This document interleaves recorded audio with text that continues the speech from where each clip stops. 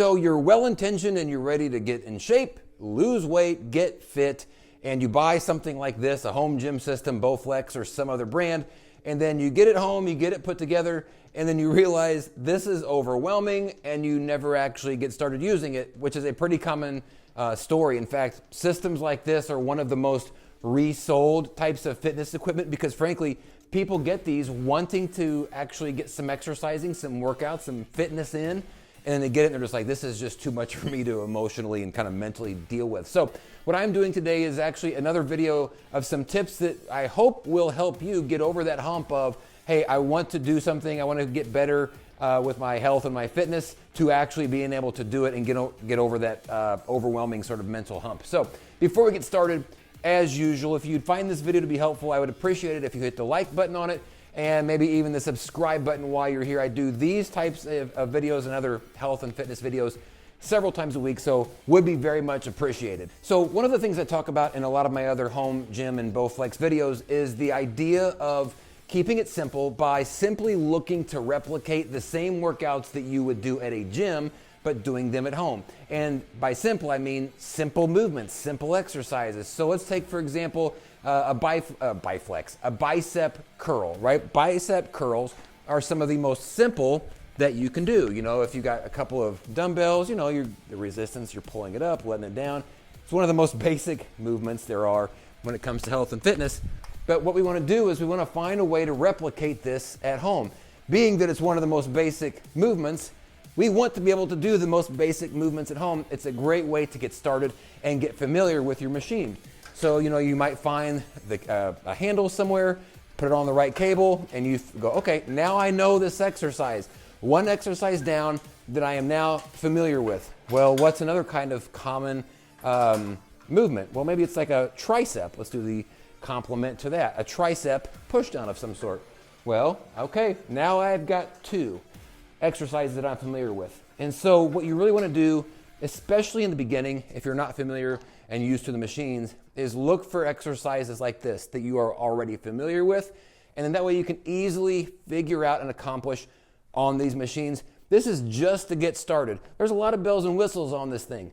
Don't worry about those right now. Stick to what you know. Keep it simple just to get started. So in conjunction with that, the other thing is when you go to work out for your first several times, maybe a month or two, you want to go in with an idea of what you're going to be doing, a plan of some sort. If that means I'm going to be working out my arms, if I'm going to be working out my legs, my back, my shoulders, you need to go in with some sort of an idea of what you're going to be working. And the reason you need to do that, especially when these are new to you and you're just getting used to it and familiar with it, if you go in without a plan, you're gonna find yourself dinking around with different parts of the machine going like, ooh, well, what does this thing do? And you're gonna get sidetracked off of your workouts, which is gonna make you feel like you didn't get a very good workout, which then is gonna make you get demotivated or unmotivated because you're gonna feel like I just put that effort and energy into it and I didn't really do much of anything. It's going to sidetrack you from your focus of actually getting good workouts and exercises. So going with a plan, it can be a big plan, such as just a general area of the body you're going to work out, arms, back, whatever,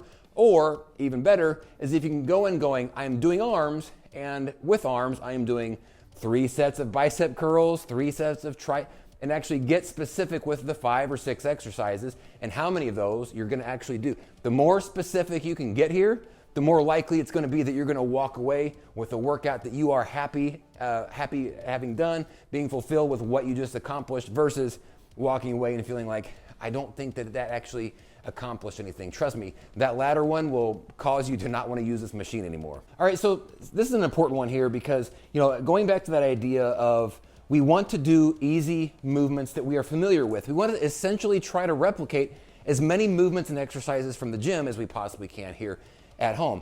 But that's going to require some attachments that may not have come with your machine.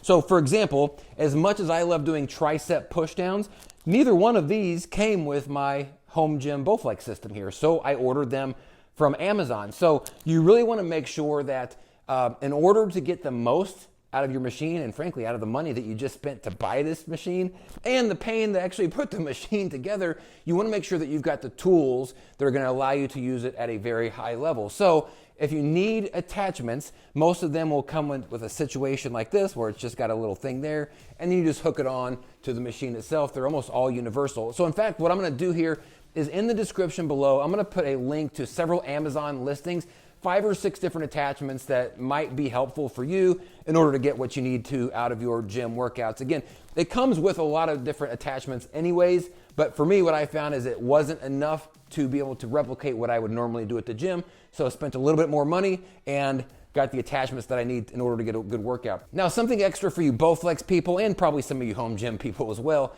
is a lot of these machines, you're gonna find, especially with resistance machines, that you're gonna feel like there's not enough weight for you on there, but they've got expansion opportunities so you can actually add more weight. So for me on the Bowflex, there's a little box in the back that allowed me to add 2 extra 50-pound rods to the back to increase my overall resistance weight by like 30%. So, as far as attachments goes, this stuff is important to make sure you're getting a good workout, but you also want to make sure that there is enough weight on your machine to give you a good workout. The attachments won't matter if it's not enough weight for you to push around. You're going to feel like you're not actually getting a good workout in any way. So look for expansion opportunities to add more resistance weights to your machine. All right, so now one of the other things I wanted to mention is, this is actually a video that I did not that long ago about, I recommend avoiding trying to do core workouts on these types of machines. They're really more geared towards doing stuff for your upper body and your lower body, but they're not really set up to do effective core workouts. And I know what's gonna happen is somebody's gonna hit me up in the comments and say, I do a lot of core on mine. Well, congratulations, but that's not really what they're intended for or what they're primarily kind of geared towards. I recommend when you start dealing with your core, just hit the floor and start doing crunches, start doing planks, start doing oblique V raises, start doing the best workouts that I have found have ultimately been my body weight and me down on the ground. So even though there are some opportunities on machines like this to do some core workouts, my recommendation is skip them, concentrate on your upper and lower body, do your core on the floor, and you'll find that you're gonna get a much better workout than if you try to do it here on one of these machines. Hopefully these are helping you so far. I got one more tip for you, and this is probably one of the most important ones on this list, and that is you have to remember that with machines like this, because they are resistance machines, resistance works in 2 different directions, right?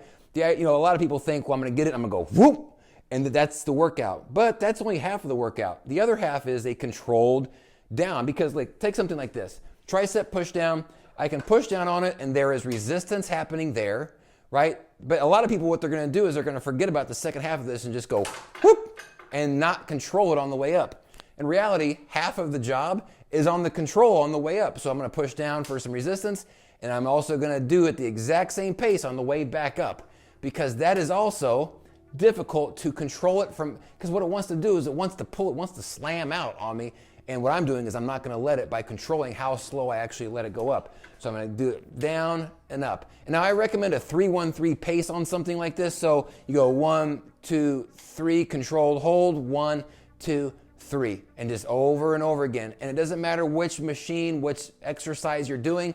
This is great on these resistance home gyms, this particular pace, because it's going to force you not just to contract your muscle, but then to also put it through another bit of a strenuous exercise on the way back down. So you want to make sure to get that other half of those workouts and not abandon the controlled let down or pull back or whatever you want to call it.